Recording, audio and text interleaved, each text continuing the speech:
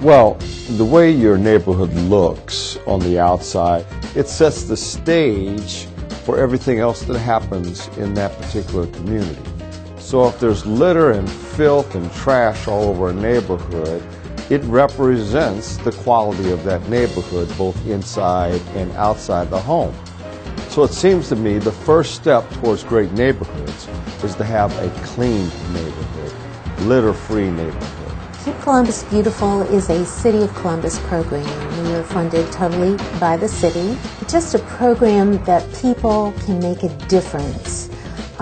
Both individuals and groups can actually put in as much time as they want, making our city a better place to live. I start seeing litter a lot of places just collected all up, and there was a great need to clean up the bad areas. I got involved with the Keep Columbus Beautiful several years ago because the University District, we have a lot of litter there. Within this historic area, the American Addition area, one of the oldest communities in the city, and it really needed a lot of help and a lot of cleaning up. I'm in real estate, and in real estate, curb appeal is so important, and our properties, we're always trying to make sure that they present themselves as great as they can. And I started thinking about our city because, with the ups and downs, we were losing residents, we were losing businesses, and I thought, we really need to work on our city's curb appeal. We call it a community improvement program. What that means is that you look at things that we consider blight, cigarette butts, restaurant trash, alleys that have bulk items like beds and furniture. It means removing those things. And it will require residents and the city to work in partnership to clean up neighborhoods all over the city of Columbus. And we've been very successful there.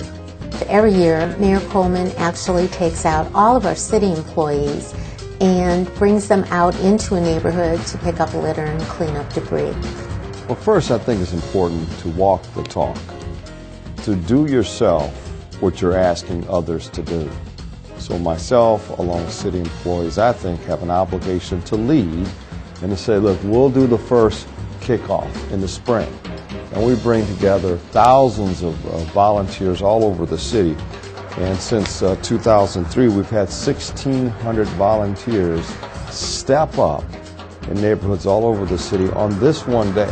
And since 2001, we've had almost 100,000 of our residents to volunteer to pick up litter and trash, collecting almost 2,000 tons of litter in our community. And that's a good thing. Pick it up.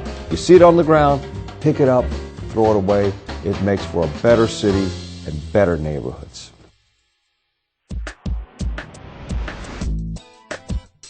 We got involved with Keep Columbus Beautiful because of the money situation sometimes, and in this economic times, we weren't able to get the supplies needed.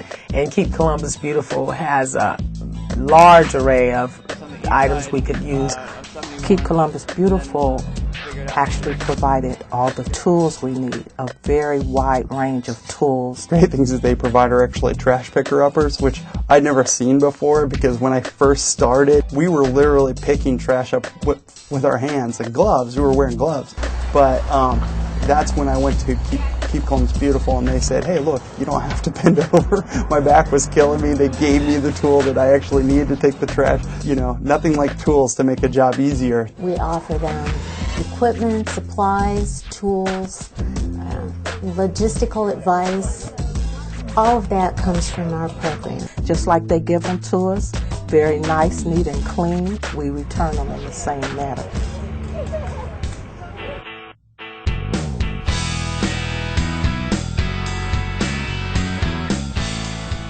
Keep Columbus Beautiful gets that graffiti is a quality of life issue. Graffiti is a major problem because people are actually the victims of graffiti. Graffiti, where you see a lot of it, it tends to send a message to people in the community that this isn't a safe place. One of our neighborhood leaders, Ian McConnell, has been extraordinarily successful in actually capturing the people in the act of vandalizing property and to get them prosecuted. And the key thing that Ian focuses on is we need these individuals who have done vandalism to our property to come back into the community and do community service to pay back what they've damaged. I worked with young graffiti offenders and had them actually go out and do positive things in the neighborhood. Keep Columbus Beautiful was one of my great partners for that. They basically gave me the resources to clean up the graffiti. In a lot of cases, they would give me the rollers, all of the things that I needed. We make available graffiti removal kits. We have everything in the kit that you need to do a paint out. That would be rollers, brushes, scrapers, drop cloths, goggles, everything except the paint. We can provide you with a discount card to a local retailer, making people understand that to stop this kind of vandalism, you need to remove it and remove it quickly. And even if it comes back the next day, you just keep on fighting the battle until they get the message that they need to stop this. It won't be tolerated.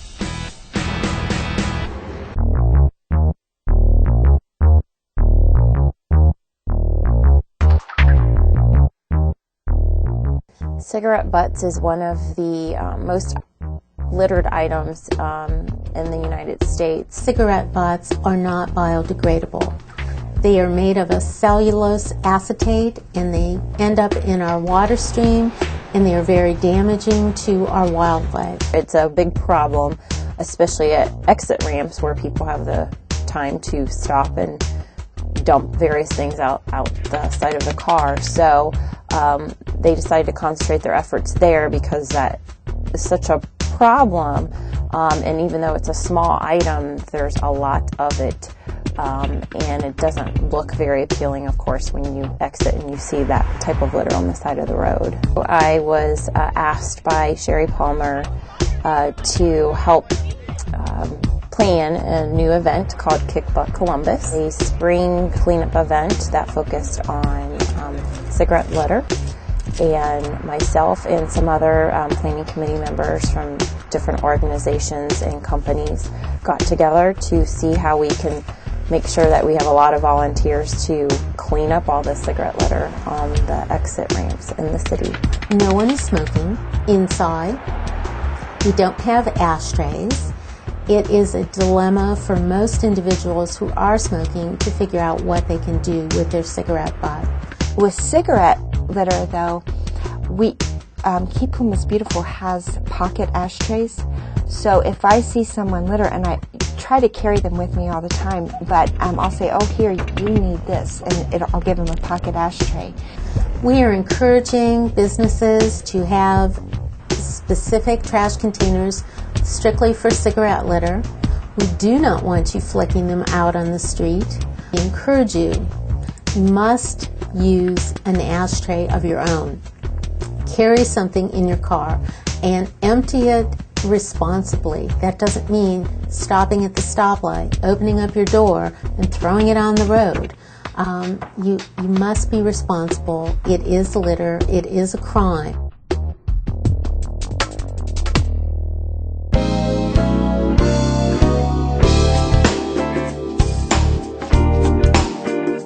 I absolutely love flowers. People call me a flower diva, and I think it's important that people try to beautify their neighborhoods.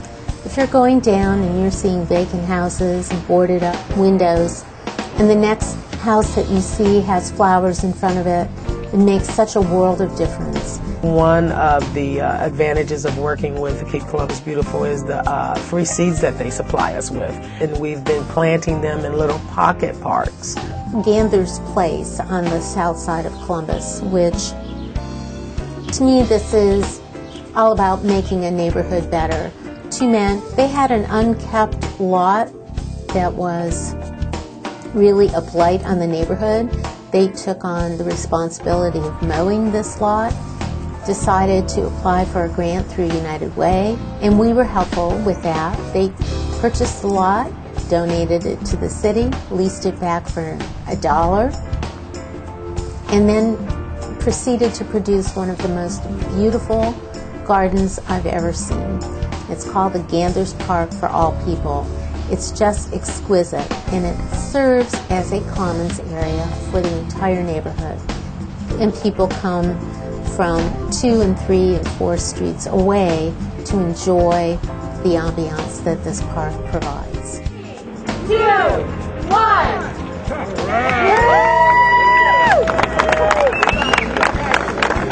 We've worked with a lot of community gardeners in helping them provide them with the supplies that they need.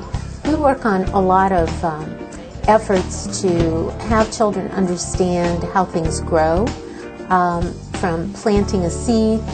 And many of our urban children are unfamiliar that spaghetti and meatballs is actually made from a tomato. So educating them about the importance of what the earth can provide, what you can actually grow in your own yard, and that is just a wonderful, wonderful effort.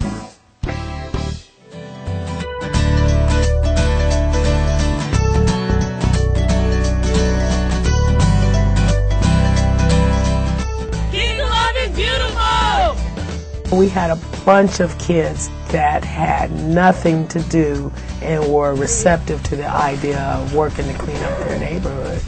Well, when I first started, a lot of them asked me, what are you doing this for? Why are you doing this? Who is this for? And when I began to explain to them that, it's not for anyone, it's for you, it's for your neighborhood, and this is what we have to do to take ownership of our own neighborhood. We can't depend on the city or some workers, but take our own ownership of how our area looks. And they really came aboard on that one. And it really inspires these young kids. I just couldn't believe how they love pulling those weeds, and I thought the kids, may not want to go pull those weeds. They went in those weeds and got those weeds out so fast. And they started to come up and help me, and sometimes they would even come up and ask, do you need some help? And I didn't have to solicit them, so that just worked out great, how they had an interest for something to do that was positive. A lot of times when we're doing special projects like painting or building, it's working us together to teach each other and learn from each other. What I found that they've learned is neighborhood pride and the spirit of volunteerism, not always having a monetary reason for doing things. Just inspired them to, clean up, pick up litter, help their parents, and then they would come back and report what they had done the next day. So that kind of trickled on down through the system. And with Keep Columbus Beautiful and all that we do and all that they do, we have a very, very clean neighborhood. When we have that common bond, and we all work together, and parents and children all work together, it makes this city such a better city and a prosperous city and better neighborhoods as a result.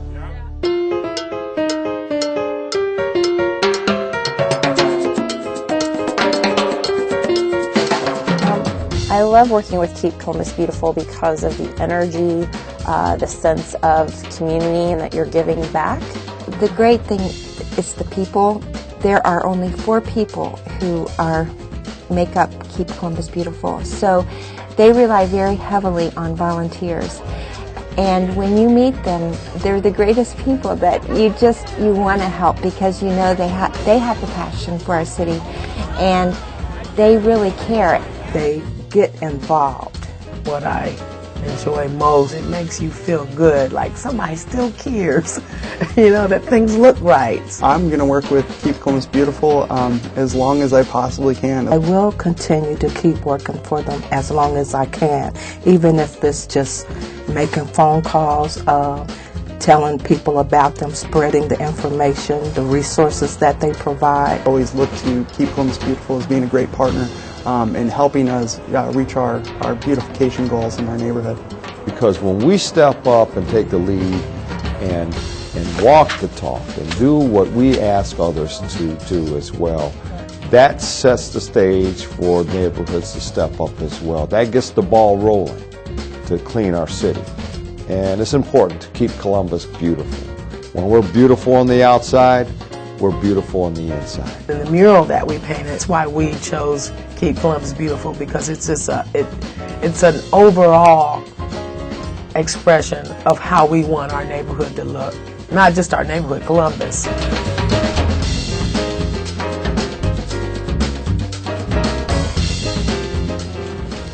Keep Columbus Beautiful is a part of the City of Columbus Department of Public Service. To find out more about our activities or how to volunteer, you can visit our website at www.keepcolumbusbeautiful.org.